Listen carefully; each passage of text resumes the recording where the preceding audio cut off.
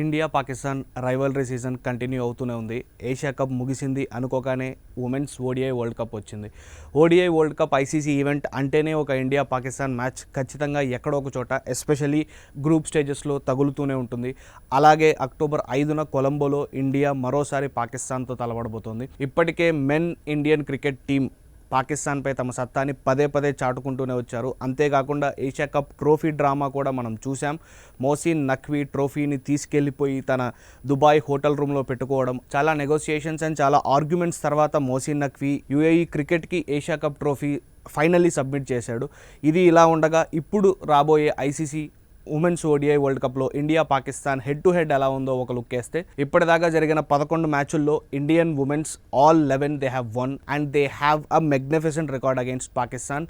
కానీ ఇక్కడ విషయం ఏంటంటే అసలు బీసీసీఐ ఇండియన్ ఉమెన్స్ టీమ్కి పాకిస్తాన్ ప్లేయర్లతో హ్యాండ్ షేక్ చేయొచ్చా లేదా, దీని గురించి ఏం చెప్పిందంటే, ఇనీషియల్గా Indian women's team captain Harman Preet Kaur చెప్పిన దాని ప్రకారం మాకు ఎటువంటి సమాచారం ఇప్పటిదాకా అయితే రాలేదు. So we will only focus on playing cricket. అంతేగాని పాలిటిక్స్ గురించి, ఆఫ్ ద ఫీల్డ్ జరిగే విషయాల గురించి నేను నా ప్లేయర్స్తో డ్రెస్సింగ్ రూమ్లో కూడా మేము ఎలాంటి కాన్వర్సేషన్స్ తీసుకొచ్చే పరిస్థితే లేదు.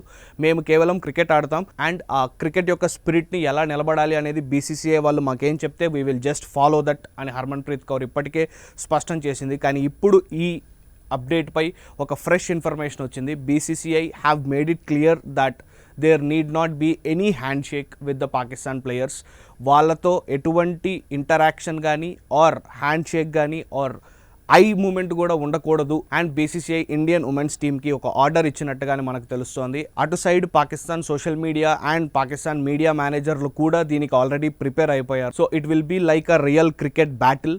ఇనీషియల్గా ఒకసారి ఏషియా కప్లో ఫస్ట్ మ్యాచ్ చూసుకున్నట్లయితే ఇండియా ఇలా చేయబోతోందని పాకిస్తాన్ ప్లేయర్లకు కానీ పాకిస్తాన్ కెప్టెన్కి కానీ ఎటువంటి క్లారిటీ లేదు. సూర్యకుమార్ యాదవ్ చేసిన ఆ మూమెంట్తో సడన్గా పాకిస్తాన్ ప్లేయర్లలో, పాకిస్తాన్ డ్రెస్సింగ్ రూమ్లో ఒక షాక్ అండ్ ఒక సర్ప్రైజ్ మనం చూసాం. అది ఈసారి ఇండియన్ ఉమెన్స్ సైడ్ రిపీట్ అయితే అవ్వదు. ఎందుకంటే దే ఆర్ కమింగ్ ప్రిపేర్డ్, ఎటువంటి కాంట్రవర్సీ లేకుండా. ఎందుకంటే ఇది ఐసీసీ ఈవెంట్ కాబట్టి. Asia cup is still smaller when compared to the women's ODI world cup. ఎక్కువ కాంట్రవర్సీ అవ్వకుండా వచ్చి క్రికెట్ ఆడి వెళ్ళిపోయే పరిస్థితి మాత్రమే ఉంది.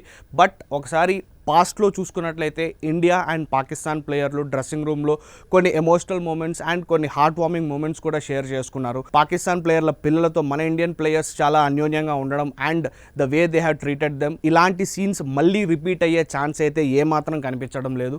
ఏది ఏమైనా India gears up for their second win against Pakistan. Head to head record చూసుకున్నట్లయితే ఇండియాకి విన్ ఖచ్చితమనే చెప్పుకోవాలి.